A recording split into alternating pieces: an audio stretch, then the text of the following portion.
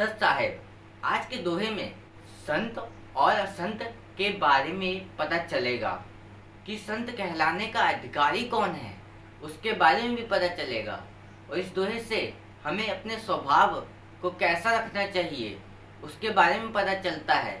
तो इस कबीर दोहे को अपने जीवन में उतार कर सही मार्ग पर हमें चलना चाहिए। तो कृपया करके पूरा सुनना, तभी आप समझ पाओगे अच्छी तरीके से।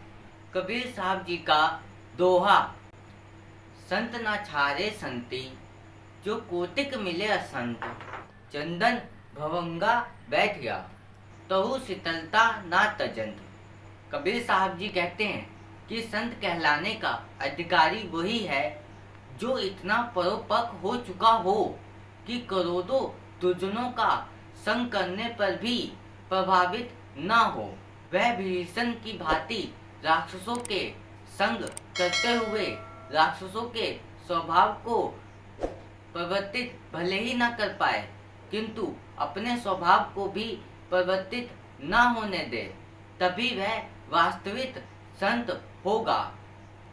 निष्कर्ष यह है कि परोपक्व व्यक्ति को विपरीत संगति भी प्रभावित नहीं कर पाती। कबीर साहब जी ने इस दोहे में क्या बताया है कि संत कहलाने का अधिकारी वही है जो इतना परोपक्व हो चुका हो कि करोड़ों दुर्जनों का संग करने पर भी प्रभावित ना हो। संत कहलाने का अधिकारी कौन होता है?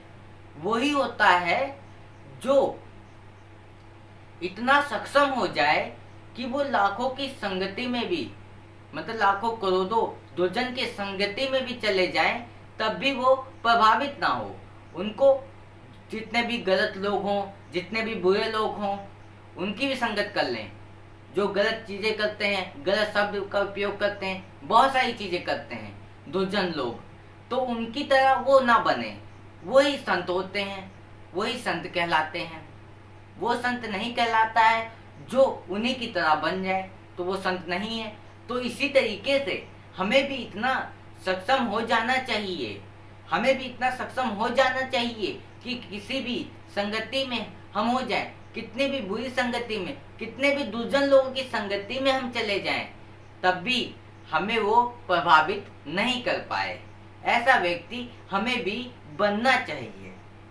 वह विभीषण के भांति राक्षसों के संगत करते हुए राक्षसों के स्वभाव को परिवर्तित भले ही ना कर पाए, किंतु अपने स्वभाव को भी परिवर्तित नहीं होने देते हैं, तभी वह वास्तविक संत होंगे।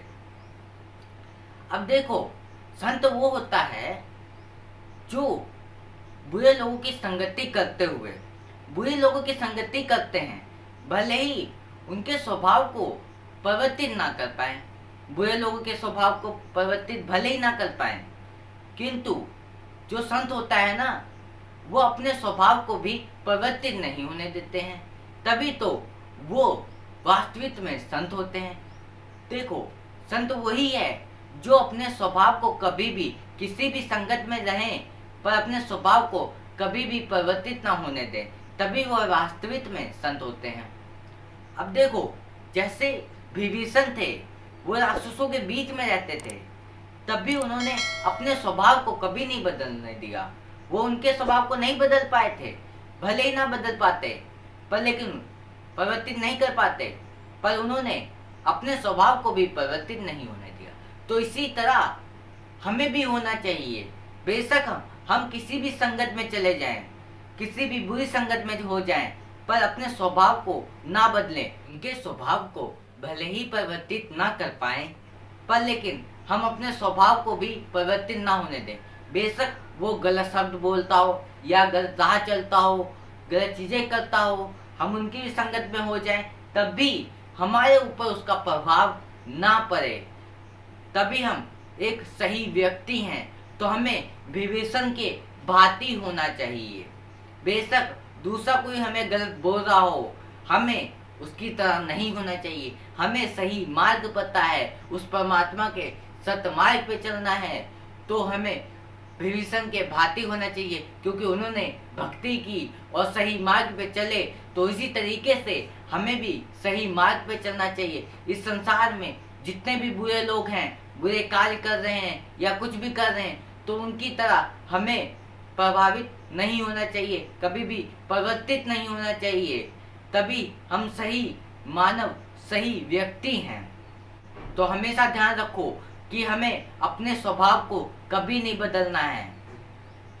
कितने भी गलत लोग हो, कितने भी दुर्जन लोग हो, कितने भी बुरे लोग हों, पर अपने स्वभाव को ना बदलना, तभी तुम सही व्यक्ति हो।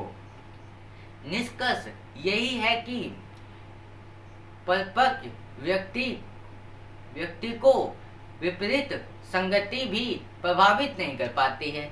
मतलब कोई भी व्यक्ति हो ना, अगर वो सक्षम है तो उसकी विपरीत संगति भी प्रभावित नहीं होगी। किसी की बुरी संगति हो, जैसी मर्जी संगति हो, पर तुम्हारे ऊपर कोई भी प्रभाव नहीं पड़ेगा। अगर आप सक्षम हो, आप सक्षम हो चुके हो, तो किसी भी संगति में चले जाओ, आपके ऊपर किसी का प्रभाव नहीं पड़ेगा। तो हमें ऐसा ही व्यक्ति होना चाहिए कि किसी भी संगति का प्रभाव ना पड़े। अगर हम सही मार्ग पे चल रहे हैं तो हमें उसी मार्ग पे चलना चाहिए। संत और असंत में क्या अंतर होता है?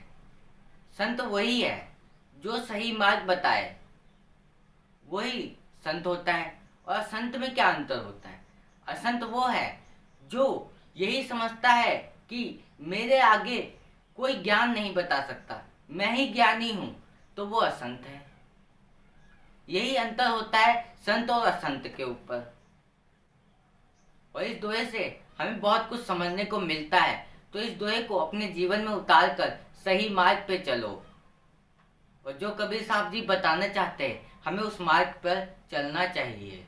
और आज के लिए बस इतना ही। फिर मिलेंगे ऐसे ही एक नए दोहे के साथ। और इस चैनल पर कबीर साहब जी के रोज नए नए दोहे आते रहते हैं, उसे देखने के लिए चैनल को सब्सक्राइब कर लेना। सत साहेब।